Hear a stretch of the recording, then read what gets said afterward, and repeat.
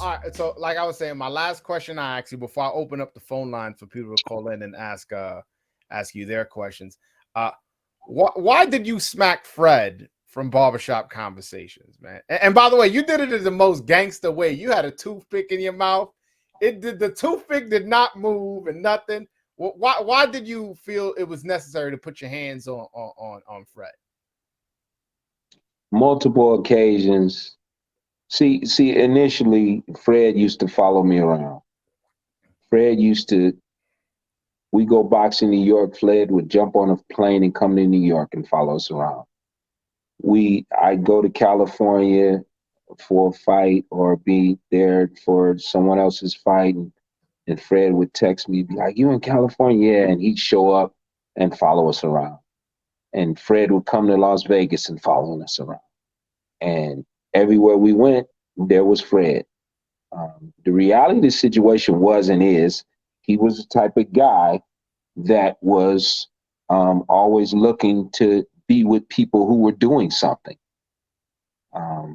And he wanted to be around guys that were involved with boxing and what they were doing and what they had going on. So, you know, we Sean put together a basketball game at the church. Wasn't something that was like publicized or anything like that. He put together a basketball game at the church. He had the Charlo brothers there. He had Adrian Broner there. Errol Spence was there. All these guys playing basketball. Fred finds his way there, gets into the game. He's been talking for years about how good a basketball player he was. He never scored a point, but you know, basically that's somebody that is being an opportunist. You know what I mean? And following people around and just following them around. And I've never liked that type of person, but I thought the dude was cool, and I would give him interviews and let him meet people and let him, introduce him, and the dude just started getting really disrespectful. I mean, we there was times we've had lunch together with other people. There was times I took him into the wild card gym. He brought his son in there, little baby in there, taking pictures with me. He had a newborn baby. I've been at Fred's house. He had a newborn baby. He wanted me to hold the baby and take pictures. And then the guy just flipped the script, man, and started being disrespectful towards my son, being disrespectful towards me. On the internet, you saying? Yeah, yeah, being disrespectful, and I said to you, just like I'm talking to you right now, if I heard you say something that I thought was disrespectful to my son Mm-hmm. on a personal level, I'm not talking about, you was just talking about boxing. Yeah. You said, I thought Sean lost the fight. Okay, that's fine. Fair game. But when you got personal and you make it personal, you start talking about me, you're talking about him personally, then I call you up, you don't answer the phone. Then I see you somewhere. I say, hey, man, I need to talk to you for a second. And you ignore me now, right? Because you're not man enough to say, oh, you know what? I shouldn't have did that. Or, yeah, let's talk about it. Let's go over to the side because you're afraid I might crush you because that's who you are. You that kind of person that, you're not the same person that I was. I'm the dude that grew up in this. So I got no problem with confrontation. You tell me it's a confrontation, I'm with it. Let me see, my phone is getting low here. You tell me it's a confrontation, I'm with it. But multiple times I tried to talk to this guy, tried to speak to him, and he backed away, walked off, and wouldn't talk to me.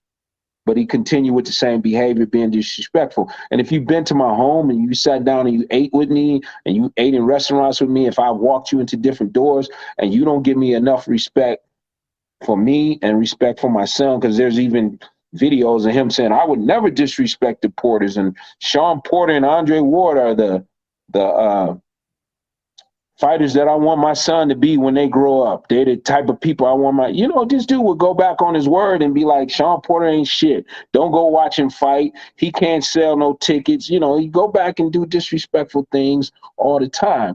That's making it personal. And that's now taking away from the relationship that you and I built, because you've been in my house on multiple occasions. You sat at my table. You Where know, did that energy come from? It sounds like you guys were. I don't want to say. I don't. Friends the sound. energy comes from someone who's looking for controversy and looking to get likes and views, man. So, that's some You know, weirdo shit. If I'm in your it is. house, you in my Is house, you holding my baby. Yeah, yeah, man. This dude done had me. I done been to his house multiple times. You know, he want me to take pictures with his baby. You know, I'm just me. To me, I'm nobody. I'm just me. But you want me to take pictures with your baby, so you can say I was with your baby. You know, but then you want Sean to take pictures with your baby, and Sean, but then you want to disrespect Sean, all that kind of stuff, man. So on multiple occasions, trying to talk to the guy, and he wouldn't speak, and he would walk away and freeze up and clam up and wouldn't deal with the situation. But he continued on with the same behavior. Then I started getting people calling my phone and making threats to me and all this kind of silliness. So when I seen the dude, I had already checked him on something. He took off running, jumped in his car and took off. Left his buddy there. I damn near beat his buddy up because I was about to get both of them. Because I got real lucky that night. It was 1:30 in the morning in a bad area in DC. Oh man, I'm loving this. But you know, I'm sure when he hear this, he gonna have a whole lot of stuff to say. But all you got to do is call me. You don't have nothing to say, just call me. There's nothing to say because that's what grown men are supposed to do. So, like, if I had a issue with you, I would call you and discuss that with you.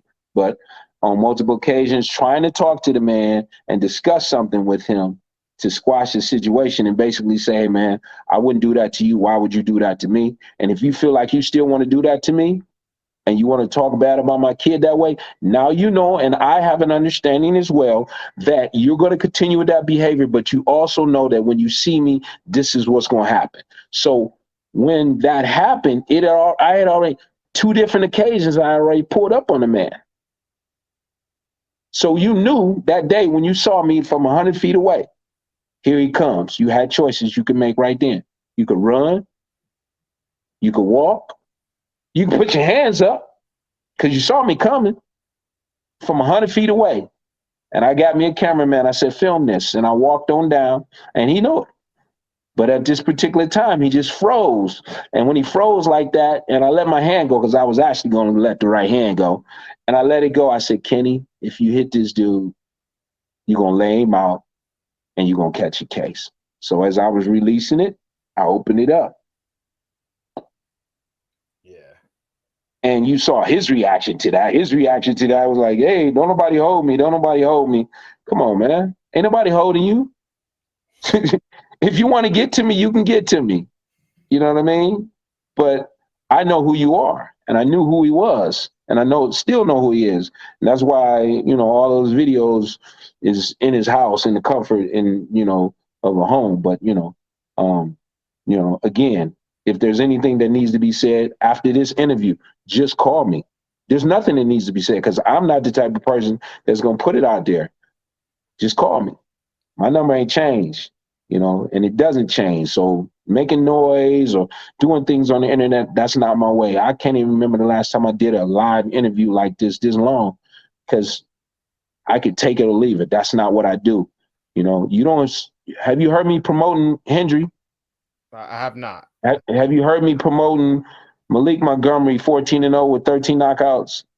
I have not. His brother 7-0. Another kid I got 14-1. Three other kids I got that are getting ready to turn pro. I don't run or that's not my thing. I'll Mm-hmm. let them get up in the ring. I'll let them fight. I'll let them win. And when you find out who they are and know about them, that'll be good enough for me.